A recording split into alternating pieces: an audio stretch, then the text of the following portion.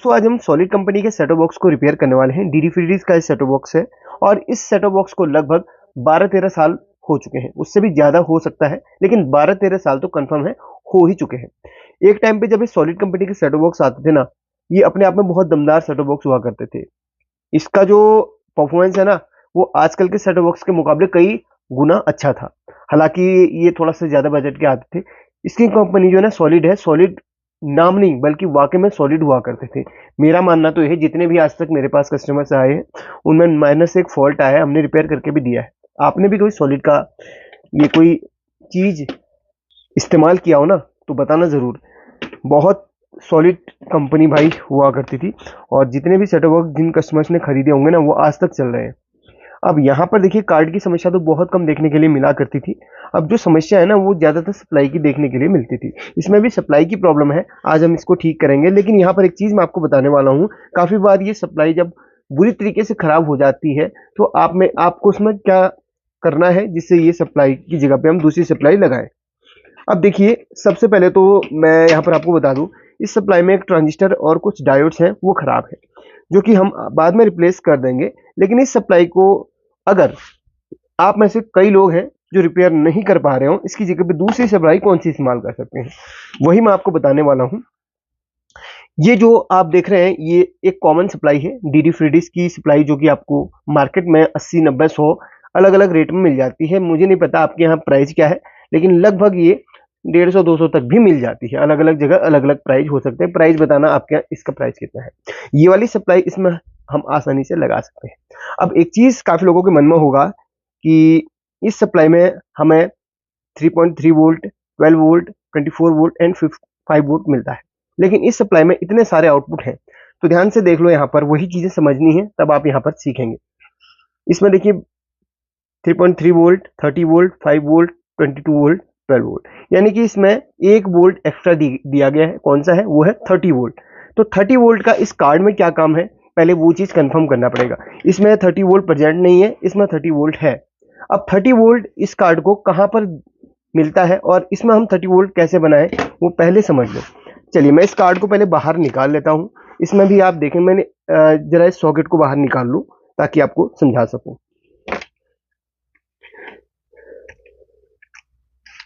इस सॉकेट को थोड़ा सा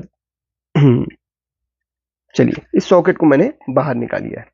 अब थोड़ा सा ध्यान से देखना यहाँ पर। अब यहाँ पर दोनों को यहाँ पर इस तरीके से रखता हूं और इसको हम मैच करेंगे। शायद अब आपको दिख रहा होगा, अगर दिख गया तो ठीक है, नहीं है तो वीडियो की क्वालिटी थोड़ा सा बढ़ा लेना। अब देखो यहाँ पर, ये 12 वोल्ट, ये 12 वोल्ट, ग्राउंड ग्राउंड 24 वोल्ट, 22 24 लगभग ये रहता है। किसी में 24, किसी में 22 लिखा, कोई दिक्कत नहीं। 22 24, 22 22 ही मान लो इसको। Ground ground 5 volt 5 volt, ground ground 30 volt NC. अब 30 वोल्ट सप्लाई में तो प्रेजेंट है, लेकिन यहाँ पर एनसी क्यों लिखा है, तो ये भी आपको अभी समझाऊंगा। पहले सभी वोल्टेज आप मैच कर लो। यानी कि यहाँ से जो 30 वोल्ट निकल रही है, ये कार्ड में कहीं पर भी नहीं जाती है। NC means no contact.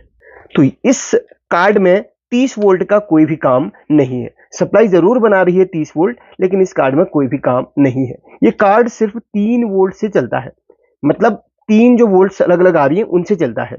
ये कार्ड 12 वोल्ट, 24 वोल्ट और 3.3 वोल्ट से चलता है। इस कार्ड में 5 वोल्ट का भी कोई काम नहीं होता है। 5 वोल्ट का काम क्या होता है, मैं आपको पहले समझा दूं। उसका इस्तेमाल तो कोई करता भी नहीं है। 5 वोल्ट का काम ये आरएफ सेक्शन के लिए होता है।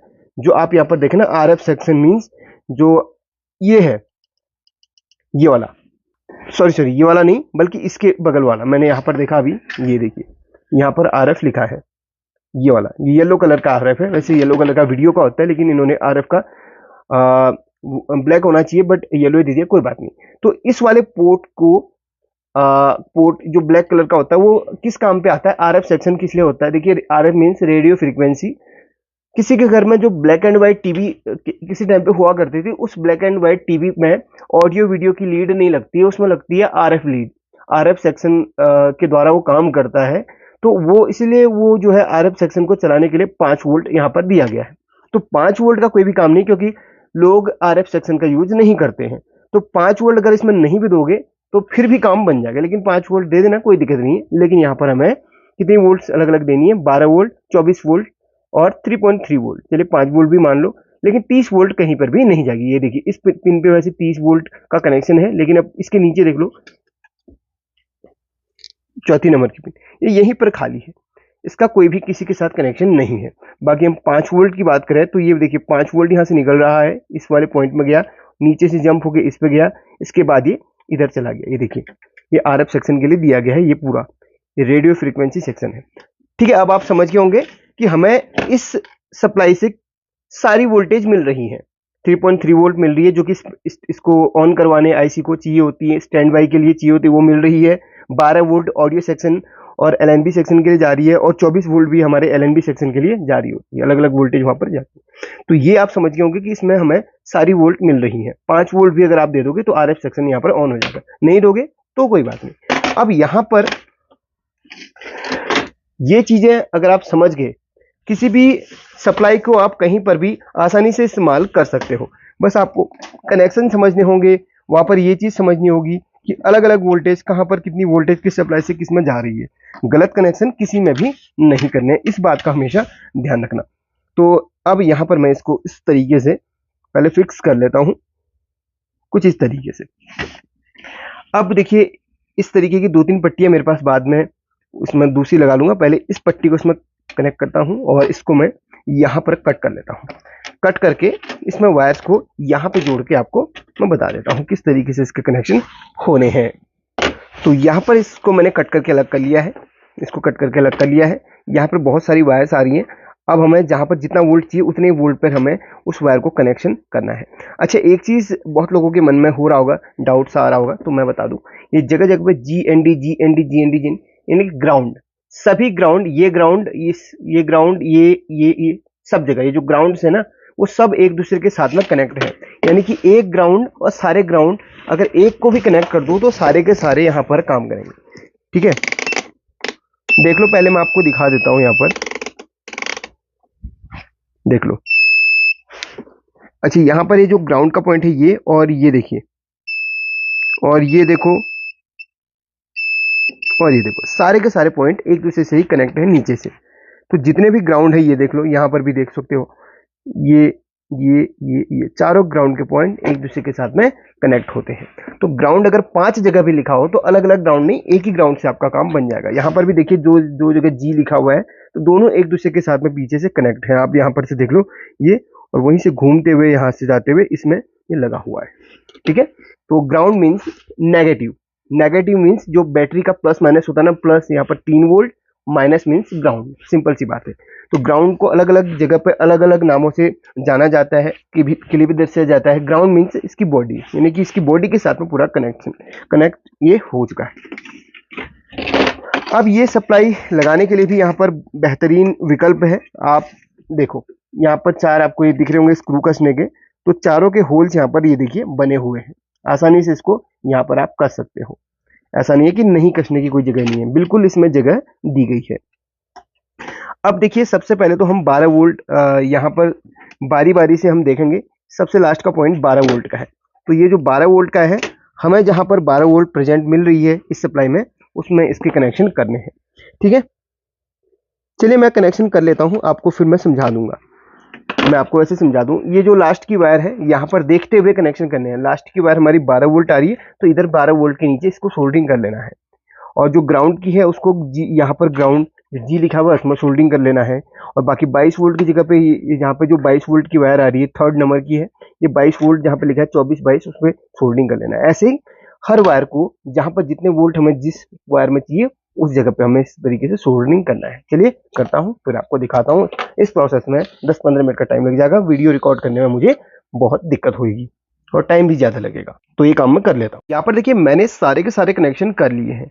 देखिए, यानी कि जहां पर 3.3 वोल्ट देना था वहां पर मैंने 3.3 वोल्ट दे दिया, जहां पर 12 देना था 12, 24 देना था 24, 5 वोल्ट देना था 5 वोल्ट, सारे कनेक्शन हो चुके हैं। और ये जो वायर हमें नहीं चाहिए थी, मैंने कुछ ग्राउंड की कट कर ली है। और ग्राउंड की जो है एक जो है अगर आप जोड़ लोगे तो सारे के सारे में ग्राउंड आसानी से इसको मिल जाएगा। चलिए एक बार मैं आपको चेक करके दिखा देता हूँ, इसके बाद मैं इसको है ना वो कर लूंगा।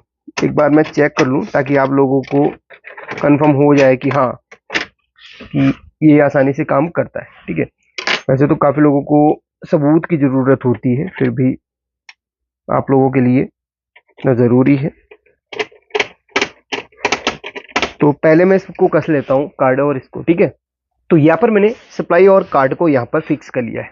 अब ये जो कनेक्टर है ये डिस्प्ले का है, ये कार्ड के इस पे लग जाएगा, और ये जो है यहाँ पर इसका कार्ड के इस पे लग जाएगा, और बाकी रहा ये वाला, ये जो मेन लीड है जो कि पावर की है, वो इस पे लग जाएगी सप्लाई पे, और यहाँ पर स्क्रू वगैरह सब कुछ मैं कस चुका हूँ।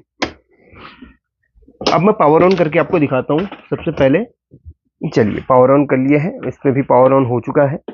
एक सेकेंड, पावर ऑन इस तरफ को है, तो सामने देखो भाई ऑन हो चुका है, और इसमें बत्ती आ चुकी है, और 25वें नंबर का इसमें चैनल चल रहा है। बाकी 24, 23 पर जितना चाहिए वो कस्टमर अपने हिसाब से कर लेगा, ठीक है।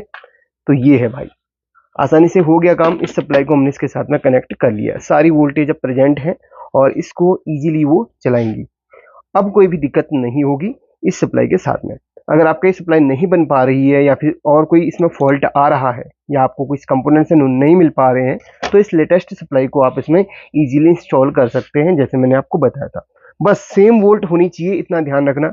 जो वोल्टेज इसमें है, जो कार्ड के लिए यहाँ पर वोल्टेज होनी चाहिए, वो इस सप्लाई में प्रेजेंट होनी चाहिए। ये नहीं कि यहाँ पर 12 की जगह अगर ज़्यादा वोल्ट की उसको रिक्वायरमेंट है तो वो नहीं चलेगा।